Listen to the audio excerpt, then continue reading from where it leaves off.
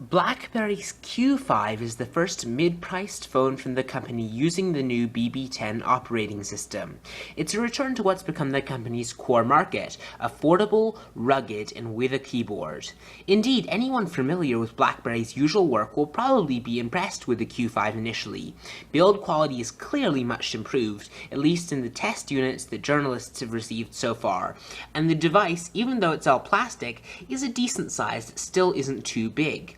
It doesn't feel as premium as the more expensive Q10 with its Kevlar style back, but this is a slightly cheaper device, starting at around £25 per month. With this screen shrunk to 3.1 inches to make room for the physical keyboard, it won't drain the battery in the same way that proves a problem for full touchscreen devices. The problems, though, are more in strategy than in execution. If you believe that there's an army of cost-conscious BlackBerry users who are wedded to the platform and waiting for the new OS, then the Q5 is the device that will save the company.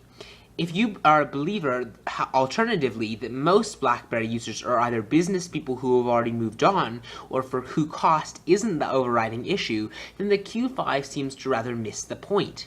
The more premium Q10, it seems, has sold moderately well, but has failed to stem the decline. The Q5 at least does feature all the excellent points of the BlackBerry 10 OS, combined in boxes for LinkedIn, Twitter, email, Facebook, and more, plus the peak and flow idea that makes everything easy to find and the balance system that lets users switch easily between work and personal modes. But if these are your priorities, the Q10 for only slightly more money when it's being discounted seems to be a better bet. And the Q5 does not feature the removable battery that so many BlackBerry fans adore. You'll need to keep this one charged up, and I wouldn't advise risking that for more than 10 hours. So the Q5 suffers from all the compromises inherent in a mid-range device, a 5 megapixel camera that's adequate rather than brilliant, and a 1.2 GHz processor, for instance, and also from the problems BlackBerry is currently suffering from. So there are limited apps, and the BlackBerry messaging system will soon be elsewhere, where previously it was unique to BlackBerry. Anyway though, if you're determined to buy a BlackBerry with a keyboard but don't want to break the bank for a Q10, buy a Q5.